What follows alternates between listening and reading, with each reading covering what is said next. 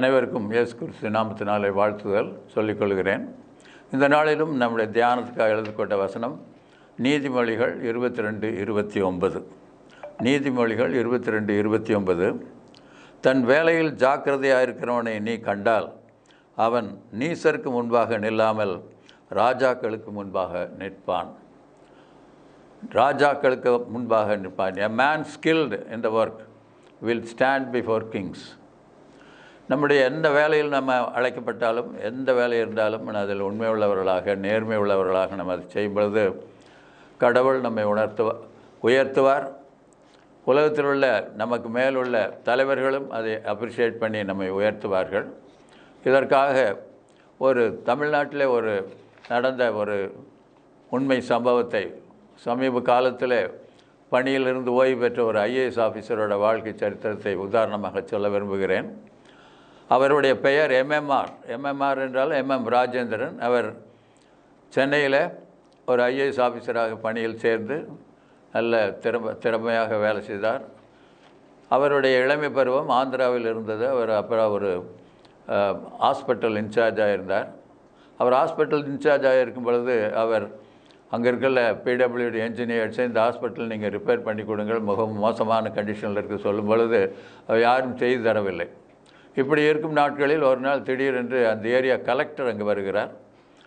அவருக்காக வரவில்லை, தன்னுடைய குதிரைக்கு சரியில்லை, உடம்பு சரியில்லை என்பதற்காக அது ட்ரீட்மெண்ட்டுக்காக வந்தார். அப்பொழுது அந்த டாக்டர் அவரை அந்த குதிரையை நல்லபடி செய்து அவர் அதில் நல்ல சாட்டிஸ்ஃபை ஆகிறார். உடனே அந்த கலெக்டர் அவரிடம் கேட்கிறார், நீங்கள் எனக்கு செய்த உதவிக்காக நன்றி சொல்கிறேன், உங்களுக்கு கைமாறாக நான் என்ன செய்ய வேண்டும் என்று கேட்கிறார். அப்பொழுது இந்த ஹாஸ்பிட்டல் ரிப்பேராக இருக்கிறது, நீங்கள் அது சரி செய்து தாருங்கள். உடனே கலெக்டர் தன்னுடைய அதிகாரத்தை பயன்படுத்தி எங்களுக்கெல்லாம் என்ஜினியர்ஸை இம்மிடியேட்டாக அந்த காரியங்களை செய்து தரும்படி செய்தார்.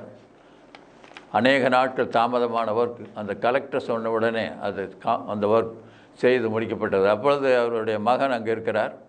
அப்பொழுது அந்த தந்தை மகனிடம் சொல்கிறார், பார்த்தாயா ஒரு கலெக்டருக்கு எவ்வளோ அதிகாரம் இருக்குது, நீயும் உன் வாழ்க்கையில் ஒரு கலெக்டர் ஆனால் நீ பொதுமக்களுக்கு மிக சேவை செய்ய முடியும் என்று சொல்லுகிறார். அப்பொழுதே அந்த இளம் வாலிபனான ராஜேந்திரன் தானும் ஒரு IAS ஆக வேண்டும் என்று தன் மனதிலே தீர்மானமாக எடுத்துக்கொண்டார். கிறிஸ்டின் காலேஜ் தாம்பரத்தில் அவர் படிக்கிறார். படித்து முடித்து படிக்கிற காலத்திலே அவருடைய அப்பா இறந்து விட்டார். இருந்தாலும் அவர் சிறப்பாக படித்து 22வது வயதிலே IAS பாஸ் பண்ணுகிறார். பாஸ் பண்ணுவது மட்டுமல்ல, இந்தியாவிலே முதல் மாணவனாக அவர்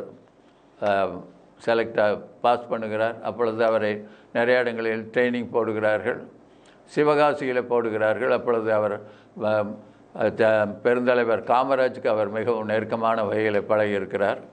அவர் 29வது வயதிலே அவருக்கு கலெக்டர் பணி நியமிக்கப்பட்டது. அப்பொழுது 2 ஆப்ஷன் அவர் கொடுத்தார்கள், மதுரை அல்லது ராம்நாடு. அப்பொழுது அவர் சொல்கிறார், மதுரை என் சொந்த ஊர், அங்கே நான் வேலை செய்ய ஆசைப்படவில்லை, ராம்நாட்டுக்கு போகிறேன் என்று சார். ராம்நாட் இப்போ இந்த கவர்மெண்ட் லாங்குவேஜில் சொல்லாமல் அது ஒரு பனிஷ்மெண்ட் ஏரியா, தண்ணி இல்லாத காடு என்று சொல்வார்கள். அந்த மாதிரி ஒரு வித்தியாசமான இடம், பெரிய ஏரியா. இப்பொழுது அந்த ராம்நாடு 3 டிஸ்ட்ரிக்டாக பிரித்திருக்கார்கள்.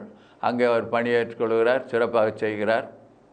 அவர் செய்யும் பொழுது தனுஷ்கோடியில் சூப்பர் சைக்ளோன் என்ற பெரிய ஒரு சைக்ளோன் புயல் வந்து அநேக சேதங்கள், அந்த ஊரை இல்லாதபடி தண்ணீரில் மூழ்கி விடுகிறது. சுமார் 1800லிருந்து 2000 பேர் இறந்து போய் விடுகிறார்கள். ஒரு ட்ரெயின் ஃபுல்லாக பேசஞ்சர்ஸோடு தண்ணியில் மூழ்கி போனது. இப்படி அது ரொம்ப சேதமானதினால் மக்கள் மிகவும் துயரத்தோடு இருக்கும் காலங்களில் ரிலீஃப் ஒர்க்கெல்லாம் மிகச்சிறப்பாக செய்கிறார். மெட்ராஸ் வந்து ஹெலிகாப்டர்லாம் வரவழைத்து யாரும் உயிரோடு இறந்து கஷ்டப்பட்டிருக்கிறார்களோ, உயிருக்கு பாதுகாப்பு இல்லாமல் இருக்கார்கள், அவரையெல்லாம் காப்பாற்ற எத்தனித்து நிறைய காரியங்களை செய்து அவருடைய பணியை சிறப்பாக செய்கிறார்.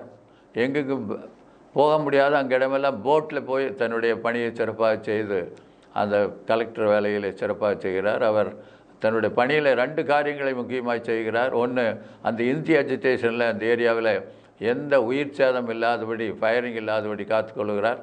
சூப்பர் சைக்ளோன் சிறப்பாக அந்த ரிலீஃப் ஒர்க்கெல்லாம் செய்து இந்த சைக்ளோன் ரிலீஃப் அந்த கட்டணங்களெல்லாம் கட்டி சிறப்பாக பணிபுரிகிறார்.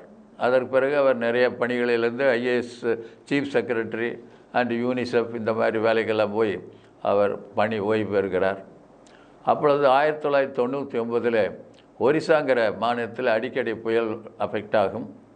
அப்பொழுது ஒரிசாவில் 99 ஒரு சைக்ளோன் வந்தது நிமித்தம் சுமார் 8000 பேர் இறந்து போனார்கள்.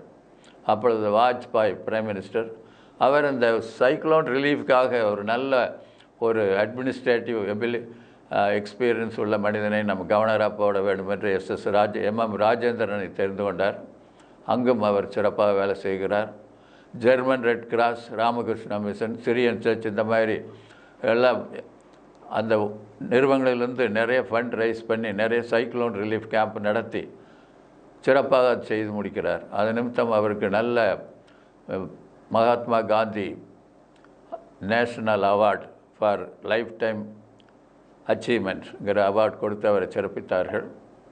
இவ்வளவு நல்ல நிலைமையில் இருந்தவர் is not a influential man, not with political background. ஆனாலும் அவர் சிறப்பாக ஒரு கவர்னராக செலக்ட் ஆனார். அதற்கு காரணம் அவர் தன்னுடைய வேலையில் மிகவும் உண்மையுள்ளவராகவும் நேர்மை உள்ளவராகவும் இருந்ததே.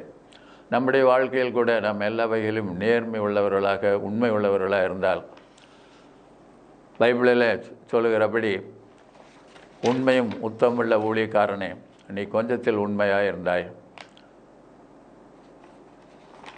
நான் உன்னை